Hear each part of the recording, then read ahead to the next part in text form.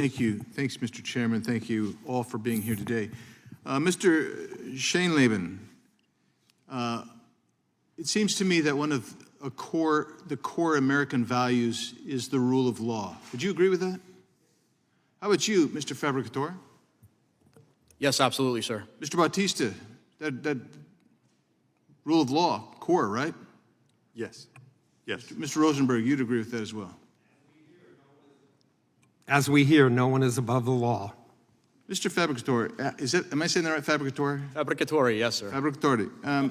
Here's my question for you, and that is, how many people who enter between the ports of entry without legal documents have violated U.S. law? They violate the law the minute that they enter the country by crossing around the ports of entry. Everyone? Yes. Everyone? Every single one. Every one of those 2 million gotaways that Mr. Rosenberg told us about. Is that consistent with the rule of law? No, sir, it is not. So here's another question, and Mr. Rosenberg touched on it, and you touched on it a little bit, so it's really critical here. People who are in this country illegally, who commit an additional crime against a citizen or someone who is here legally, if they were not in this country illegally, would they have been able to commit that crime? No, they would not have been. So a crime prevention strategy would be to enforce the law and secure the border, would it not? Yes, sir, it would be. Do you know whether Secretary Mayorkas has told members of ICE and limited their authority on executing removal orders on the more than 1.4 million people who already have a removal order in this country? Yes, through his priorities, he has limited that. Tell me how so.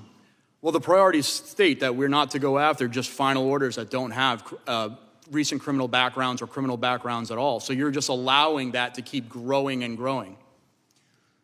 So we passed H.R. 2 out of this body. It languishes in the Senate. Doesn't fix every problem with border security, but it makes a start. We have a Secretary of Homeland Security that has told ICE to stand down. We have a Secretary of Homeland Security who is engaged in a catch and release program. You know what he has said is his priorities? Any one of you know what he has said one of his priorities is? He has said it's to make illegal immigration more humane, to expedite those who enter our country illegally. Does that sound like the rule of law to you, Mr. Rosenberg? Not at all. How about you, Mr. Bautista? Does that sound like the rule of law? Not in following the letter of the law, no. Mr. Schoenleben? No, sir. Mr. Fabricatore? Absolutely not, sir. So we're left when the chief law enforcement officer, the head of the DHS in this country, says, stand down, don't enforce the law. I have trouble accepting the notion that those who come into this country illegally, they enter this country illegally, regardless of motivation, understand and accept our adherence to the rule of law. And I'll tell you what, if you have people who don't understand the rule of law and its importance, you cannot have freedom, because it facilitates what every one of you know. The bully bad guys will be able to go free, they'll be undeterred, and they will go after and cause havoc and mayhem. I'm not saying everybody who comes to this country illegally is going to commit an additional crime, but they are born under a crime entering this country illegally.